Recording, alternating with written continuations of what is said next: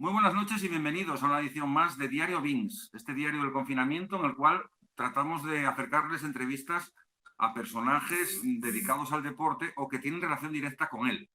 Acaban de ver ustedes un vídeo en el cual no hablamos de un personaje en particular, sino de una acción mental, de algo tan necesario dentro del deporte y que parece ser algo muy novedoso y de la cual vamos a hablar con Francisco Ballina, que es entrenador mental deportivo. Ballina, muy buenas tardes. Buenas tardes, ¿qué tal? ¿Cómo estáis? Oye, cuéntanos un poquitín esto, ¿qué es ser un entrenador mental deportivo? Que suena así un poco raro. Sí, entiendo que suena un poco raro, pero como bien dijiste tú antes, es un poco quizás esa pata que hoy en día hace falta para el deporte, para complementar el entrenamiento de los deportistas. Y que muchas veces ocurre que tú que también has sido, creo, deportista en su día, lo entenderás muy bien, que a veces el rendimiento de los jugadores o de un equipo en conjunto o de un competidor en especial, que puede ser un deportista de modo individual, pues igual entrena de una manera determinada, con bastante potencia, con bastante, vamos a decir, al 100% de su capacidad, pero resulta que después, a la hora de la competición o del partido, pues baja su rendimiento, cuando toda la perspectiva parecía que en sus entrenamientos iba a poder desarrollar bien su competición, ¿no? Entonces, el entrenador mental de lo que trata sobre todo es de quitar esos bloqueos que tienen algunos deportistas, sobre todo los generados de manera inconsciente. Y si quieres te explico un poco Sí, la sí, sí, distinción, ¿no? explícalo. Quizás lo que ocurre es que a veces un entrenador puede razonar de manera consciente con un jugador o con un deportista y decirle qué es en lo que tiene que mejorar o quizás qué es lo que le está ocurriendo para no llegar a su máximo rendimiento. Pero resulta que el jugador, cuando llega a ese momento crucial, a esa, por ejemplo, lanzamiento de jabalina, a esa persona que está en piragua, a ese jugador que llega al momento cuando está el marcador apretado, por ejemplo, en baloncesto, de repente no tiene el rendimiento esperado. Y eso ocurre de manera inconsciente. Es como si se despertara un programa en él, como cuando le das doble clic al icono del Word para que se abra en el escritorio de tu ordenador, pues de repente hay un programa que se le dispara y baja otra vez el rendimiento cuando se esperaba que no lo hiciera, ¿no? Y eso se hace de manera inconsciente, es como algo que tienes instalado ahí que se te dispara. Si quieres llevándolo a algo que no es deporte, podría ser cuando una persona es apacible o es una persona con paciencia y de repente hay algo exterior, externo, que le activa de una manera que salta pues el enfado o salta la ira. Igual es una persona muy tranquila, pero en ese momento hay un disparador, un trigger, que hace que le salte ese programa, ¿no? Pues lo mismo es a los jugadores o a los deportistas. De hecho, yo hay una cosa que me gusta decir mucho, que es que los deportistas, el deporte les saca lo que son como persona, pero en su máximo exponente. Es como si se lo sacara a flor de piel, porque la competición te saca todo lo tuyo, lo mejor y lo peor. Y eso es trasladable también a las personas de la calle también. Lo que pasa es que tú no estás en una competición diaria, pero sí hay veces que hay cosas en la vida que te hacen sacar las cosas que tú tienes dentro, ¿no? Pero, insisto, un deportista se hace muy continuamente y además en su máximo exponente, ¿no? Entonces, bueno, es así un poco como te lo quiero resumir, vamos. Ballina, vamos a ver, anteriormente yo recuerdo, que llevo un rato, un tiempín dedicándome a esta historia de informar, pero el psicólogo llegaba cuando había problemas a los equipos. No Uh era -huh. una figura instaurada previamente, no, no, no, no. O sea, yo perdía 25 partidos seguidos, bueno, 25, 10, 8 o 5, Uh y -huh. acto seguido echaba al entrenador, venía uno, pero los resultados no venían, y acto seguido la solución era un psicólogo. No sé si un entrenador mental también. Uh -huh. Bueno, quizás, por supuesto que la psicología deportiva es un ámbito importantísimo y necesario. Quizás el trabajo que yo hago, me crié en escuelas americanas de programación neurolingüística, de técnicas ericksonianas, bueno, de otro tipo de técnicas que son más, como te decía antes, a nivel inconsciente, porque tú, cuando se te graba algo a nivel inconsciente, es decir, que ni tú mismo a veces te das cuenta, la manera de disolverlo es de manera inconsciente. Y es ahí donde yo llego con esas técnicas que en otras maneras de tratar la mente pues son diferentes y son también muy válidas, ¿no? Pero yo soy en las que soy experto, ¿no? Entonces dirás tú, bueno, ¿y cómo se graba eso de manera inconsciente? Pues eso se graba a veces por un impacto emocional que hayas recibido en tu vida deportiva desde que eres pequeño o más adulto, o a veces por repetición, o simplemente una cosa que creo que es muy significativa, que es cuando tú le entregas el poder a alguien. Es decir, tú puede que le entregues el poder a un profesor, a un padre, a una madre o a un entrenador. En el momento que tú le entregas el poder a esa persona, voluntariamente, lo que dice esa persona te lo puedes llegar a creer. Entonces, si hay un entrenador que de pequeño te dice que tú, cuando llegan los momentos difíciles, no vales y te lo creíste, lo vas ejerciendo en categorías superiores. Por ejemplo, proponerte el lado de un entrenador, pero también puede ser que te lo hagas tú mismo, que te hagas lo que llamamos un poco, a mí me gusta mucho esta palabra, que es la profecía autocumplida, ¿no? Es decir, pues hombre, esto se me da mal. Resulta que se te da mal un solo día y ya dices, ya lo decía yo, no sirvo para esto. Y ahí te lo llevas después, años adelante, cuando te haces mayor, ¿no? Esas son las cosas que yo llamo de manera inconsciente. A veces son miedos. Mira, yo recuerdo que entrené a una persona de tiro que cuando estaba con temas para ir a, vamos a decir, a un campeonato superior, llegaba ese momento, hacía una liga estupenda, llegaba ese momento y fracasaba estrepitosamente. Y tú decías, pero si la trayectoria es buenísima, en todos los campeonatos va muy bien, ¿por qué en este en el que se juega subir de categoría, el tío no lo hace bien? Y él mismo se hacía la pregunta. Entonces, con diferentes técnicas de lenguaje, de relajaciones profundas, también se llama hipnosis ericksoniana, aunque me gusta llamarlo relajaciones profundas. ¿Qué ocurría? Que esa persona inconscientemente tenía miedo a que si superaba ese último campeonato, tenía que cambiar de ciudad, tenía que dejar igual a su pareja y tenía que cambiar de vida. Entonces, ¿qué hacía? Que se autosaboteaba. Hasta que se dio cuenta, trabajando con un especialista en mente, como puedo ser yo, que podía tener la misma vida o la que la modificación no iba a ser tan grave como para que pudiera ser algo para él, vamos a decir, perjudicial, ¿no? Eso es a lo que yo me refiero a nivel inconsciente. Otra persona que yo tuve de tiro, que resulta que un día desenfundó, tiro con pistola, se le cayó la pistola y entonces a partir de ese momento empezó a hacer mal todos los campeonatos siguientes. Había recibido un impacto emocional, una grabación de ese momento y cuando iba a competir, emocionalmente esa imagen de sacando la pistola y cayéndose se le repetía. Y entonces se le disparaba la emoción del fracaso. Y lo que hacemos es, como se le metió en competencia inconsciente, se lo intentamos disolver en competencia inconsciente. Porque razonando con él, no se le va. Tú le dices, pero hombre, ¿no te das cuenta que no tienes que pensar en eso, que es una tontería? Y él te dice, sí, sí, pero llega el día, llega el momento y eso se dispara otra vez. Y eso se trabaja, supongo que será un trabajo de meses, o sea, es decir, no es una cosa que yo pueda quitar tal cual. Depende. Hay cosas que se pueden quitar muy fáciles, muy rápidas, muy rápidas. Mira, yo que trabajé con temas de baloncesto, yo recuerdo hacer técnicas en tiempos muertos. Por ejemplo, recuerdo un jugador que sus padres se iban a separar y estaba muy afectado. Y yo lo que hice fue, en un tiempo muerto, conseguir por un tiempo determinado que su mente se olvidara de eso. Luego, obviamente, al final del partido le volvió y ya pues eso hay que tratarlo de otra manera. Pero hay técnicas muy rápidas para que una persona pueda... Ojo, no es que olvides algo de por vida, ni una imagen, ni nada que digas tú, es que esto de qué es, que no lo vas a recordar nunca más. No, no se trata de eso. Se trata de que no te traigas la emoción que te causa eso, que puede ser la tristeza, puede ser la ira o lo que sea, que es la que te está perjudicando durante la competición.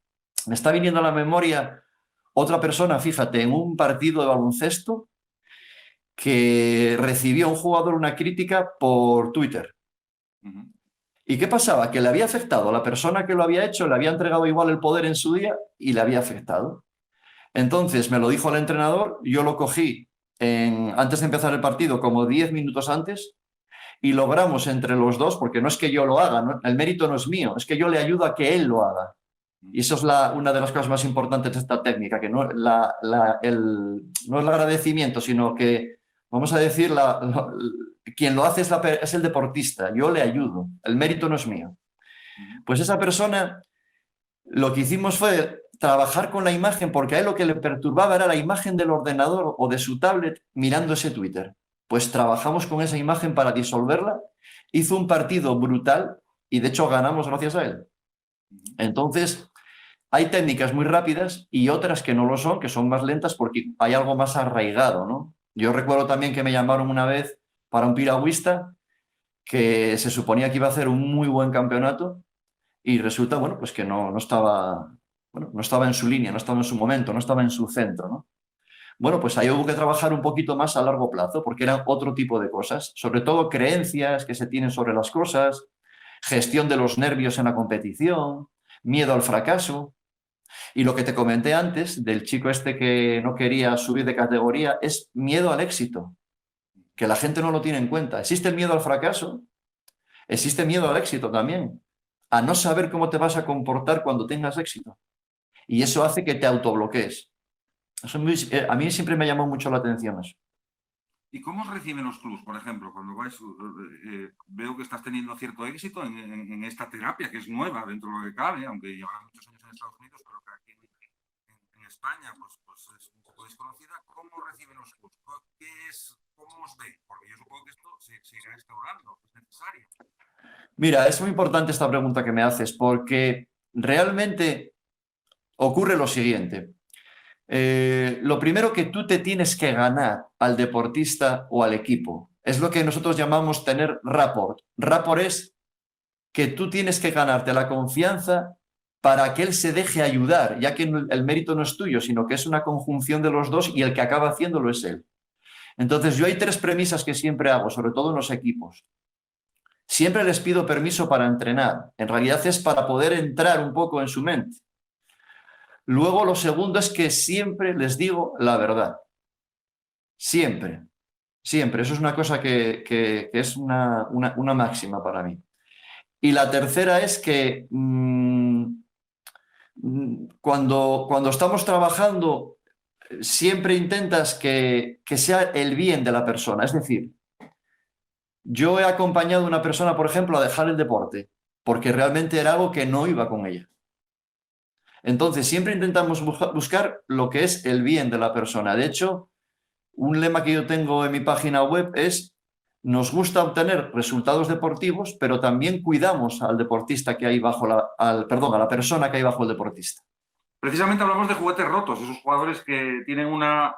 Esto es que a mí me interesa. Los dramas en el deporte son muy habituales. En concreto porque normalmente los chavales suelen llegar muy jóvenes, el éxito y el cenit de su carrera está entre los 25 y los 33, puede haber un maratoniano de 40, salvo el ajedrez y los bolos, que yo reconozco que son deportes los cuales puede jugar todo el mundo, y me parece genial. Pero, ¿cómo es ese paso? ¿Cómo es ese paso? Y yo supongo que eso, ahí tienes que tener una fuerza mental tremenda para pasar de ganar millones a ganar menos, a tratar de buscar tu hueco, a tratar no sé, de dejar esa atracción que tienes en todos los sentidos de tu vida, en todos. ¿Y eso cómo se hace? ¿Cómo se lleva? Mira, es otra pregunta muy importante. Nosotros trabajamos en varias direcciones, pero una de las cosas que más trabajamos, dicho la palabra dirección que dije antes, es nosotros distinguimos entre lo que son objetivos y dirección deportiva. Es decir, primero tienes que trazarte cuál es tu dirección en el deporte, que no puedes excluir cosas de tu vida personal. Tú tienes que tener una dirección y en esa dirección después te marcas objetivos. No es que tu fin sea un objetivo que si no lo consigues fracasas y entonces te hundes. No, no. Tú tienes una dirección y en esa dirección te pones objetivos. Es muy diferente. Te pongo un ejemplo. No es lo mismo poner todas tus esperanzas en ir a unos Juegos Olímpicos, como yo me pasa con algún deportista que entreno, y resulta que si no vas ese año es un fracaso. Si tú tienes una dirección deportiva que es cómo te quieres sentir en el futuro con el deporte, si quieres dejar un legado, por qué realmente compites, qué es lo que te da, emocionalmente qué es lo que te da, por qué quieres llegar arriba, cuánto compites por ti y cuánto compites por los demás. Entonces, cuando empiezas a equilibrar todo eso y formas una dirección en el deportista, automáticamente luego pones objetivos. Y si fallas en alguno, lo tomarás como un aprendizaje y seguirás en tu dirección. Y eso quita mucha presión al deportista. De hecho, yo cuando empiezo con algún deportista de élite, planificamos a veces los objetivos del año, pero los objetivos en una dirección que es común a todos los años que llevamos entrenando, que es cómo te quieres sentir, qué es lo que te da al llegar. Lo que te digo, hay gente que le gusta lo del legado, pues incluso ser entrenador el día de mañana, pues para poder transmitir lo que aprendió. Hay gente que no le gusta nada eso, lo de transmitir ni lo de entrenador. Entonces igual se guía o quiere alcanzar vamos a decir, el éxito o vamos a, en vez de llamar el éxito, las metas que tú te propusiste. Mira, yo recuerdo otro deportista que me decía que él lo que quería era tener una competición, profesional, pero él no quería perder la vida que tenía, vamos a decir, personal, quería equilibrarla. Entonces no le interesaba tampoco superprofesionalizarse. Entonces, si esa persona no le ayudas en eso y el entorno le empuja a superprofesionalizarse, igual no es lo suyo. O igual sí lo es, pero de una manera diferente a como él la enfocó. Y ahí es donde entra el entrenamiento mental, en ver qué es lo mejor para ti, el formar una dirección para ti, no un objetivo, y ver que tú emocionalmente vas dando pasos y vas pudiendo con ello. Tú sabes como yo perfectamente que un deportista que se esté separando le afecta. Le afecta incluso a veces una crítica. Y ahí yo hago la pregunta, cuando hay una crítica que te afecta, la pregunta sería, ¿cuánto compites por ti y cuánto compites para los demás? ¿Y para esa pregunta tienes respuesta? Sí, si son sinceros, que para eso tienes que ganarte la confianza. Hay algunos que te dicen, pues un 7 compito por los demás y un 3 por mí. Entonces, ¿qué ocurre? Que cuando ganas, genial. Pero cuando pierdes, un 7 pierdes para los demás y un 3 pierdes para ti. Por lo tanto, esa presión la vas a notar más. También existe el jugador o el deportista que al decir que un 7 compite por los demás, cuando pierde también es como si lo echara fuera, ¿no? como si ese 7 no fuera con él, fuera con los demás. Por eso, cada deportista se tiene que tratar individualmente. Yo no estandarizo mis maneras de entrenamientos mentales y voy cogiendo uno que tengo escrito y se lo paso a los deportistas. No. Cada persona es individual. Es decir, hay tantos entrenamientos mentales como deportistas hay en el mundo. Eso no quiere decir que no haya técnicas comunes, pero que las tienes que personalizar para ese deportista. Entonces, todo esto que te digo es un poco muy resumido, ¿no? Pero muy efectivo. Hay una cuestión que a mí me asalta también, que no sé hasta qué punto el deportista de élite es un infeliz. ¿O en qué caso hay felicidad o no hay felicidad en esos casos? Cuando estabas hablando anteriormente de esos deportistas de élite que ellos eran felices jugando en el equipo de su barrio, me venía a la mente el caso de Juan Román Riquelme, un centrocampista excelso argentino que era un loco directamente, un fenómeno, un auténtico futbolista de morirte. Pero él pues quería más jugar en el equipo de su barrio que jugar en el equipo con su equipo, con el Boca Juniors. Bueno, después acabó jugando en el Barcelona, acabó jugando en un montón de sitios, pero él siempre dijo que era feliz donde era feliz. Y a partir de ahí le costó Dios ayuda de que este tipo tirara hacia arriba. Bueno, es que quizás lo que tú me estás comentando es que la pregunta es, ¿qué prima más? ¿La felicidad del jugador o el éxito? Yo sigo diciendo que se pueden conjugar las dos cosas, pero en el caso que tú me comentas de Riquelme, yo lo que creo es que alguien tenía que haberse ocupado de que esa persona, los pasos que fuera dando, fueran los que iban con su manera de sacar su potencial. Es decir, si tú eres feliz y siendo feliz en tu equipo es como sacas tu máximo potencial, pues realmente es ahí donde tienes que estar. Pero luego habrá que prepararte mentalmente para ese segundo paso, que se llama madurar, porque a veces la maduración del deportista no va igual que la maduración personal, y lo que hay que hacer es igualarlas. Es que vayan al mismo son. Y a veces hay que retrasar un poco alguna, y la única que puede retrasar de las dos es la deportiva. No puedes retrasar a veces la madurez personal, ¿no? Y eso es lo que tienes que ir acompasado. Mira, yo recuerdo una nadadora que no es que haya trabajado conmigo, que creo que fue en los Juegos de Río que se marchó, creo que había sido medalla de oro europea, no me acuerdo en qué especialidad, lo vi en el periódico, y yo veía por qué lo había dejado, y era por la presión autoimpuesta y me imagino que también ayudada o generada por el entorno. Esto que te voy a decir no lo interpretes como falta de humildad por mi parte, de verdad, ¿eh? Pero si yo trabajara con esa chica, no llegaría a ese extremo. Porque hay que convertir los fracasos en aprendizaje, incluso en la vida normal de las personas. Lo que te decía antes, fomentar una dirección. Recuerdo una campeona del mundo de squash, no sé si era americana, que el día que ganó con el campeonato del mundo con 18 años, al día siguiente seguía llorando y la gente pensaba que era de emoción. Y ella decía, lloro porque no sé qué voy a hacer a partir de ahora. Llevo desde los 9 años preparándome para ser campeona del mundo. Y ahora que ya lo conseguí, ¿ahora qué? A esa persona lo que le falta es dirección. Fernando Alonso, te voy a poner un ejemplo. Fernando Alonso es una persona que cuando estaba en McLaren, como ya sabemos nosotros con su vida deportiva, Fórmula 1, el coche no acaba de ir bien, el equipo X, y de repente él se encuentra bloqueado en una especie de callejón, vamos a decir, sin salida. De repente, me imagino que alguien, o él mismo, lo desconozco, le dice, bueno, pero tú realmente, ¿de qué quieres disfrutar? Y probablemente le haya dicho que disfruta con un volante en la mano y 4 ruedas debajo de él, y que eso es la emoción que él quiere tener, y además quiere estar en el equipo más competitivo que pueda, y empieza a definir el qué, una dirección. Empieza a definir lo que es una dirección y cómo quiere sentirse él. Y automáticamente se abre un abanico, amigo. Se abre un abanico de posibilidades, no hay obcecación y no hay bloqueo. ¿Por qué? Porque ya tienes una dirección. Ya tienes, y luego te propondrás objetivos en esa dirección que te hace sentir lo que tú quieres sentir, cómo te quieres sentir tú emocionalmente con el deporte. Y eso es muy importante. ¿Cuánta gente conocéis, o conoces, perdona, que es obligada a hacer el deporte? Bueno, sí, como tanta gente que se ve obligada a hacer música o se ve obligada a hacer otras cosas. O otra carrera, porque no, yo quiero ser médico y no, tienes que ser filósofo, por poner un ejemplo. Correcto, y entonces estás disonante, que es lo que llamamos nosotros, porque realmente te puede gustar algo, pero no acaba de ir contigo.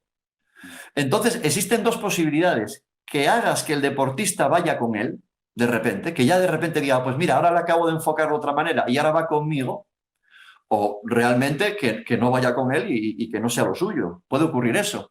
O también puede ocurrir que, como decíamos antes, madure y de repente vea una consonancia entre su vida personal y su vida deportiva. Y no pasa nada. Y hay gente y deportistas que son de una pasta que para ellos la presión y todo esto les gusta y emocionalmente están preparados para ello. O bien porque se han construido así a sí mismos, o porque hay diversos inputs en su vida, a lo largo de su vida deportiva, que han hecho que lo haya convertido todo en aprendizajes. Mira, nosotros nos fijamos mucho en el lenguaje. Tú, mira una cosa, voy a quitarlo del deporte, venga. Vale. ¿Qué diferencia hay entre yo tengo que hacer o yo quiero hacer? Yo tengo que ir al gimnasio o yo quiero ir al gimnasio. Si yo estoy delante de un deportista y me dice tengo, es obligación. Algo dentro de él no va bien. Ahora, cuando dice yo quiero, entonces es que hay un deseo, que hay algo que sí que te empuja, hay un sistema propulsor que te empuja a ir. Entonces nosotros estamos continuamente examinando el lenguaje que en una charla normal que tiene el deportista o el equipo con nosotros. Y nos fijamos mucho en ese tipo de detalles. Sobre todo, cómo utiliza la palabra pero, que parecerá una tontería, porque a veces el pero anula lo que está antes de lo que estás diciendo. Si yo, por ejemplo, te lo voy a poner también como un ejemplo que no es del deporte. Imagínate que estás con una pareja. Sí. Vale. Y una pareja en la que hay un ambiente en el que estás, bueno, pues no está muy bien ni muy mal, está la cosa irregular. Y de repente tu pareja te dice, te quiero, pero tenemos que hablar. Sí. O que te diga, tenemos que hablar, pero te quiero. No es lo mismo una frase que la otra, cambia el orden. Entonces, para nosotros el termómetro de un deportista son las palabras, a veces como nos las dice. Y el decir la excusa puesta en los demás. Cuando un deportista viene y todo el rato hay una excusa hacia lo externo, entonces está eludiendo la responsabilidad. Por lo tanto, es difícil que aprenda, llevándolo al baloncesto que tú conoces. Si yo tiro muy mal los triples, soy un auténtico negado tirando triples, y me doy la vuelta y digo, jolín, qué bueno soy tirando triples, es que no puedo aprender más. Pues entonces no vas a avanzar. Primero tienes que tener conciencia de lo que te ocurre para luego cambiar. Entonces, ¿cómo nosotros detectamos eso? Con el lenguaje con el que nos habláis, los deportistas. Bueno, pues resulta que lo que te decía del tengo, otra cosa que nosotros decimos mucho es cuando alguien te dice, bueno, si no puedo hacerlo, si no tuviera miedo, entonces estás viendo que la persona está con el no contigo. Hay que ver qué es lo que hay ahí detrás, ¿no? Y incluso gente que te está diciendo, bueno, ¿y cómo ves ir a este campeonato? Bueno, quizás pueda, o te empieza a hacer así con la cabeza, te está diciendo que sí con la voz, pero te está diciendo que no con la cabeza. Entonces, todo ese lenguaje no verbal, nosotros lo tenemos en cuenta. Mira, yo recuerdo un ciclista que entrené, joven además, y era tan sincero, que era muy fácil entrenar con él, porque él no se autoengañaba. Entonces, claro, cuando no te autoengañas, la progresión es grandísima mentalmente hablando. Y aparte que después, cuando confía en ti, como te decía, que te ganas la confianza de él, pues entonces él se entrega totalmente al entrenamiento y empieza a tener muchísimos avances. Mira, hay una cosa que llamamos anclajes nosotros, que es deportistas que van a un campo de fútbol o a un campo de baloncesto y te dice el entrenador, aquí siempre juega mal, aquí siempre juega mal.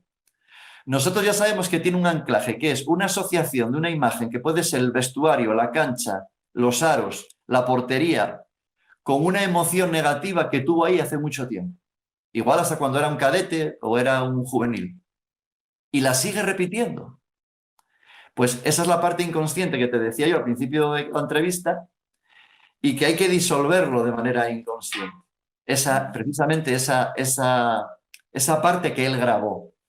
Para que veas un poco cómo es todo lo que es la rapidez de algunas técnicas que tenemos, la lentitud en otras, porque hay otras que tienen que ser más lentas, y cómo es muy importante la confianza que te dé el jugador, que te tienes que ganar. Mira, vamos a hacer una cosa, porque aparte, Francisco Ballina, aparte de todas las cosas, pues también dedica mucho tiempo a analizar y a ver. Y hay una imagen del Mundial de China, de baloncesto, en el cual España gana a Argentina, y esto lo hizo Ballina, no lo hice yo, lo hizo él. Pues analiza directamente, vamos a verlo, vamos a analizar lo que dice el entrenador de Argentina, que es Sergio Santos Hernández, y lo que dice Sergio Scariolo, el entrenador italiano de la selección española. Lo vemos y lo analizamos.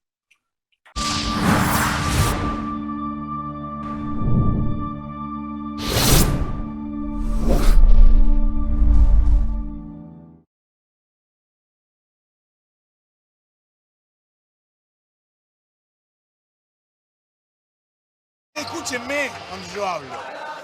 Por más que estén calientes, que quieran salvar el partido heroico, lo único que nos dio punto, o un ataque rápido claro, o jugar una bola inteligente.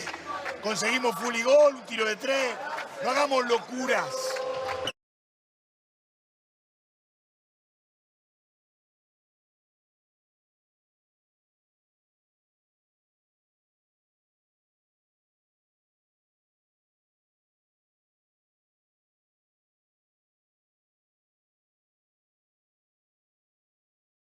La maneje quien la tiene que manejar, vamos a dar nuestros pases y ahora tienen bonus y tenemos que aprovechar.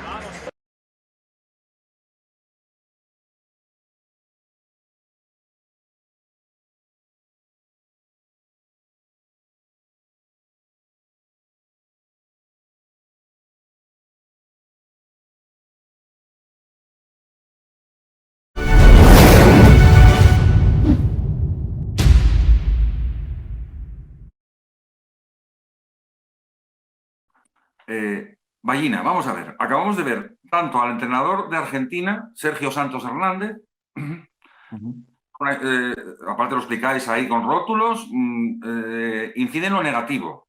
Mal vamos, ¿no? Sí, mira, a ver, lo que yo estaba viendo ese partido porque, bueno, soy aficionado al baloncesto y, bueno, tuve vinculación con el mundo del baloncesto y, bueno, me gusta, ¿no? Y estaba viendo la final y de repente veo el tiempo muerto porque como pone primero uno y luego ponen otro, y dije yo, qué mal va. ¿Por qué? Porque en esos momentos de nervios y de tan poco tiempo, el jugador le entregó el poder al entrenador. Eso está claro. ¿Habrá algún jugador que no se lo entregue? No digo que no, pero en un campeonato del mundo, en esos momentos y con un entrenador y unos jugadores de élite, yo creo que ellos le entregaron el poder a él. Y entonces él le dice, primero dice, lo único que nos dio puntos, tú fíjate qué lenguaje a nivel inconsciente. Es como que si es lo único que nos dio puntos en ese momento de nervios en que te está atendiendo mi inconsciente y mi consciente, dices, lo único que me dio puntos es eso, pues entonces no voy a poder hacer otra cosa. Porque me estás dando tú un lenguaje restrictivo a ti que estoy poniendo orejas y ojo desde el banquillo sentado mirándote hacia arriba, es lo único que me dices que hicimos bien. Entonces me estás restringiendo mi capacidad de acción de manera inconsciente. Porque es como si me dejaras sin otras opciones. Me bloqueas. Y luego dice, al final, y no hagamos locuras. Y dice, bueno, pues entonces, primero, que me estás diciendo lo que no tengo que hacer. Y yo, en un tiempo muerto tan pequeño y tan corto, necesito que me digas lo que tengo que hacer, no que no haga locuras. Y luego, ojo, que a nivel inconsciente, si quieres, profundizo más, un poco más. Y te digo que para no hacer locuras, primero hay que hacer locuras. ¿A ti qué te suena mejor? ¿No quiero estar enfermo o te suena mejor quiero estar sano? Me suena mejor quiero estar sano, sí. Pues claro. Entonces no me digas que no quiero hacer locuras. Dime, hay que hacer cosas con la cabeza que tenemos. O haberle dicho a ellos, vamos a hacer lo que hicimos contra Francia, que le ganamos en la semifinal. O hacérselo en forma de pregunta a ellos. ¿Qué creéis que tenemos que hacer aquí hoy que hicimos bien en Francia? Y que ellos respondan para que salga de ellos. Entonces él utilizó un lenguaje muy, muy restrictivo de lo único que podemos hacer y luego además lo de no hagamos locuras, ¿no? Parece mentira que en un tiempo muerto esas dos frases que pasan desapercibidas para mí a nivel inconsciente tienen mucho significado. Y luego Escariolo, sin embargo, les dice lo que tienen que hacer. Les dice, estamos en bonus, por lo tanto, las faltas, es decir, primero le está dando una orientación. Es decir, les está diciendo lo que tienen que hacer. Y además no les está restringiendo nada. Le dice, sigamos haciendo lo que sabemos hacer. Sí, efectivamente. Claro, entonces te está orientando a una pauta hacia futuro, que es después del tiempo muerto, no es restrictivo, y encima te da una orientación hacia donde tienes que ir. Entonces, y si te das cuenta, fíjate cuando veas las imágenes, las caras de los jugadores de baloncesto de la selección española y las caras de los argentinos. Yo recuerdo un tiempo muerto con un entrenador que hizo un tiempo muerto y cogía y nada más que llegaban los jugadores ya les decía todo lo malo que estaban haciendo. ¿Y qué pasaba? Que yo que estaba viendo, yo estaba en el banquillo, los jugadores apartaban la mirada del entrenador y miraban para otro sitio. Y le dije en el siguiente tiempo muerto, diles algo bueno, aunque sea poco, porque realmente vamos perdiendo, dile algo, porque algo están haciendo bien, porque llevamos 40 puntos, estamos perdiendo de 10, algo bien haremos. Y luego le dices lo que tienen que corregir, no lo que están haciendo mal, lo que hay que mejorar. En cuanto les dijo lo primero nada más llegar, lo que habían hecho bien, ¡bumba! Todos los jugadores empezaron a mirarle, ya captó su atención. Y luego le dijo lo que tenían que mejorar. Recuerdo en un entrenador también, hablando de piraguas y tal, de decirle, llega un piragüista, bueno, mal tiempo, mal no sé qué. No, dile primero algo bueno para captar su atención. Y entonces él te va a abrir las orejas y le puedes meter lo que quieres que mejore. Y no hay que hablar de cosas mal hechas, sino hay que hablar de mejorar. ¿Por qué no? ¿Por qué no puedes decir lo que tienes que mejorar? Yo creo que eso es un lenguaje que abre las orejas del deportista a cambiar y a recibir mejor lo que es la técnica o a recibir lo que sea el aprendizaje que le quiera marcar el entrenador. Mira, al hilo de esto me está viniendo a la mente, porque no tenemos nada escrito, esto es una conversación de amigos, Carolina Marín. bueno, el genio que tenemos aquí de bádminton. Es una maravilla verla jugar directamente. Pero bueno, algo que hemos ganado mucho y los medios de comunicación han tenido mucho es escuchar lo que pasa en los tiempos muertos. Recuerdo que en la final, creo recordar, de los Juegos Olímpicos de Pekín, pues el entrenador tuvo que pedirlo para cortar una racha negativa que llevaba. Le dijo lo que estaba haciendo bien, lo que estaba haciendo mal, pim, pim, pero ella insistió una y otra vez, pero dime táctica, dime táctica, dime táctica. Yo ahí no sé, no sabía cómo interpretarlo, porque él trataba de motivarla o directamente, pero ella insistía en la táctica. Y es que yo a Carolina Marín la tengo en un pedestal, directamente. Mira, hay dos hechos ahí muy importantes, porque claro, yo traduzco, porque además no hay nada mágico en lo que hacemos los entrenadores mentales, es decir, tiene una explicación, no hay nada mágico. Y el que quiera magia que vaya al teatro, ¿no? Entonces, o milagros, como digo yo. Mira, hay dos cosas. Carolina Marín, que cuando quiero táctica, es quiero ir a la solución. Lo mismo que te estaba diciendo antes cuando hablábamos de Scariolo. Y después hubo una cosa, no sé si fue en ese campeonato o en otro, que el entrenador le dijo también a ella, recuerda cuando eras pequeña para qué entrenaste. Sí, efectivamente. Vale, nosotros eso lo llamamos que es traerte el recuerdo emocional. Nosotros trabajamos con el deportista momentos de su vida donde haya estado bien, deportivamente hablando. ¿Y qué ocurre? Que no queremos que se traiga la imagen como si fuera un recuerdo en tu cabeza de una foto de cómo estuviste el verano pasado. No, queremos que te traigas la emoción, que recuerdes la emoción que sentías, no la imagen, sino que metas dentro de tu cuerpo la emoción que sentías. Y eso, hay técnicas para ello, muy interesantes y muy rápidas, como lo que me decías antes, y las hay más rápidas y más lentas, y las hay más rápidas y más lentas. Y eso fue un poco la mezcla de las dos cosas que no sé si en el mismo campeonato o en campeonatos diferentes que yo vi en lo de Carolina Marín. Y también hay un jugador que luego, obviamente, cuando diga el nombre de todos es conocido, que viendo su lenguaje en las entrevistas o lo que le preguntan o cuando él dice algo después de un partido, ahí se le ve que en su lenguaje que es un tío con, vamos a decir, mentalmente en lo deportivo muy equilibrado, que es Rafa Nadal. Rafa Nadal no lo verás haciendo excusas hacia lo externo. Cuando te dice el resumen de un partido, él acepta perfectamente dónde tuvo el fallo. ¿Por qué? Porque él enseguida lo convierte en aprendizaje. Entonces, todas esas cosas, yo me sonrío y me da un gusto brutal cuando veo que entreno con una persona y a los 2 meses o antes ya empieza a cambiar su lenguaje sin que yo se lo diga. Ya empieza a decir yo quiero, no empieza a decir lo que no quiero pensar, lo que no me gustaría sentir, y yo le digo siempre, entonces, ¿qué te gustaría sentir? ¿Qué te gustaría pensar? No me digas lo que no quieres, dime lo que quieres, porque en esta sociedad judío-cristiana nos criamos, parece que lo negativo y la culpabilidad y todas estas cosas parece que son las que están bien vistas, por donde tienes que empezar, ¿no? Y ese negativismo, no negativismo en ser, tengo que ser positivo y tal, ¿no? Por ciencia infusa. No, cuando hablo del negativismo es de utilizar esas palabras como el no, el bueno, no creo, el no me parece posible. Todas esas frases que te decía antes son para nosotros el termómetro del deportista. Por eso insisto que hay deportistas cuando los oyes hablar que ves lo que hay detrás, ¿no? Y el lenguaje no verbal que te decía antes. Nosotros, cuando entrenamos, bueno, yo en mi caso con mi método, que al final yo he desarrollado un método después de toda la experiencia y de todo lo que estudié, mezclando diferentes técnicas. Y recuerdo también a este ciclista que te comentaba antes, cómo nosotros teníamos palabras clave para dispararle estados emocionales que habíamos construido anteriormente. Es decir, yo entreno contigo llevándote a un estado emocional mediante relajaciones profundas para que sientas cierto tipo de cosas y luego las grabamos como una palabra. Y después en la competición esa palabra dispara ese estado emocional. A veces no a un 100%, igual lo disparamos a un 80 o a un 70, porque ya sabes que en una competición hay muchos inputs. Pero normalmente si lo entrenas bien y reiteras en el entrenamiento, es capaz él de disparar esas emociones después, emociones positivas.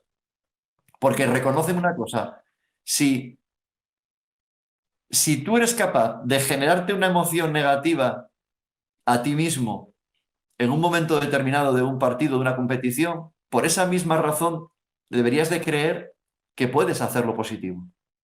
Yo recuerdo cuando iba a casa de un familiar que había un arco de piedra y cada vez que pasaba ese arco de piedra, incluso de mayor, me daba mal rollo. ¿Por qué? Porque no me gustaba aquella casa. Y ya simplemente ver aquel arco de piedra ya me daba una emoción negativa. Llévalo al mundo del deporte. Entonces, si tú eres capaz de manera inconsciente de fabricarte esa emoción negativa, no seas tonto, fabriquémonos de la misma manera emociones positivas, ya que sabemos cuál es el mecanismo que utiliza la mente para crear esas asociaciones de esas emociones. Entonces, bueno, es un campo muy interesante. No, desde luego, no. Y estaría hablando contigo hora y media. La última, que ya no se nos va. Diferencias, a ver, para mí una diferencia abismal entre deporte de equipo y deporte individual. Y supongo que en el trato más todavía. O sea, porque la soledad del tenista, no del ciclista, pero de la que juega al bádminton, del atleta. Tenemos el caso de Iago Lamela, lamentablemente fallecido. Sí. Bueno, esa soledad, porque en deportes de equipo, quieras o no, estás arropado por compañeros, por amigos. Pero deportes individuales, eres tú solo contra el mundo. ¿Cómo narices se funciona eso? Supongo que será distinto. Bueno, para empezar, el entrenamiento mental en equipo, aunque haces sesiones individuales y haces sesiones de equipo, siempre es más difícil de poder llevarlo todo al equilibrio, ¿no? Porque a veces se te escapa algún jugador. Tú imagínate que un jugador lo dejó la mujer hoy y juega el partido. Entonces, es muy difícil llevarlo todo, ¿no? Pero bueno, pero existen técnicas y se puede llevar a un equipo hacia un sitio. Cuando es a nivel individual, es más fácil en ese sentido porque lo tienes más controlado, pero es cierto lo que tú dices, que hay otros inputs diferentes que le suceden. La soledad, la competencia, ten en cuenta que hay deportes que son todos amigos, o vamos a decir que entrenan juntos hasta el día de la competición nacional para ver quién va al campeonato del mundo o a las Olimpiadas. Por lo tanto, compites con tus compañeros para ver quién va o quiénes tres van. Piragüismo, atletismo. Entonces, claro, ¿qué pasa? Que psicológicamente es muy duro. Primero, sostener el entrenamiento individual, como tú bien dices, y la soledad del entrenamiento individual. Y luego la competición con tus compañeros de habitación, incluso. Te llevas conviviendo con un compañero de habitación un año y luego tienes que enfrentarte y igual él se queda en casa después de haber entrenado un año 6 horas diarias y se queda en casa. Ahí es donde viene muy bien hacer una dirección a un deportista. Convertir en aprendizajes los errores, las frustraciones que se pueden denominar así, que yo no las llamo así, por supuesto, pero para entendernos, ¿no? Pues toda esa soledad que tiene un deportista individualista o en disciplina individual lo hay que tratar un poquito de otra manera. Quizás haya que arroparlo un poco más, pero es más importante la dirección que te decía antes, construir una dirección en el futuro. Y si encima la puedes compatibilizar un poco con su vida personal, mejor, porque como eres en la vida personal, también eres un poco en el deporte y viceversa, ¿no? A veces se complementan, ¿no? O se intercambian. Entonces ahí tener una dirección es muy importante. Muy importante saber a dónde quieres ir y sobre todo cómo te quieres sentir en tu vida deportiva año tras año. Eso te libera presión. Y a los deportistas que son con disciplina individual lo necesitan mucho liberarse de esa presión. Y luego, por supuesto, técnicas de relajación. Si el deportista, por ejemplo, piensa mucho en los demás, como te digo ahora, en sus compañeros, en la competición, cómo aislarte de los demás, cómo aislarte del entorno, cómo aislarte de las críticas, si es que te afectan en el mundo de la prensa, por ejemplo. Hay algunos que no y otros que sí.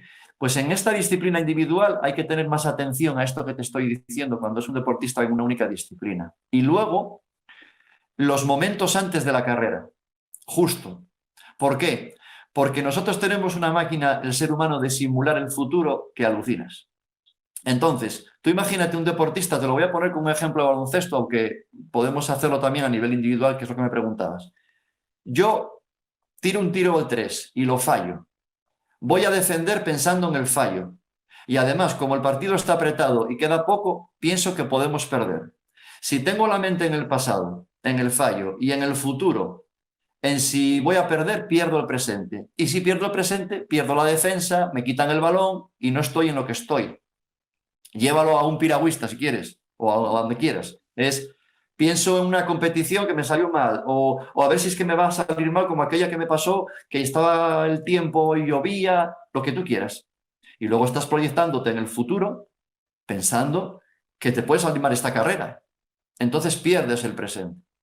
Pues hay técnicas para que estés en el presente. Unas se trabajan a nivel consciente, es decir, hablando y razonando, y otras a nivel inconsciente, mediante relajaciones profundas, técnicas ericksonianas, hipnosis ericksoniana, que también se llama. Es decir, existen diferentes técnicas para que tú estés en el presente y no dejes que tu mente vaya. Podías ir al pasado, sí, pero para motivarte. O podías ir al futuro para ver qué vas a hacer y vas a disfrutar una carrera, pero no de la otra manera que te decía yo, ¿no? Eso es así. Bueno, pues tenemos que dejarlo aquí, Francisco Ballina, porque si no seguiríamos hablando, y aparte es que me llegan preguntas a dolor, te lo digo sinceramente, porque a raíz de lo que estamos hablando de la presión, pues se me viene a la mente los equipos del este de Europa, cómo presionaban a sus gimnastas, cómo presionaban a sus jugadores, cómo tenían que lograr, cómo Nadia Comaneci tiene que escapar, por poner un ejemplo. Tantas cosas que me gustaría hablar contigo, pero que el tiempo se nos va, ¿eh? Sí, lo sé, lo sé.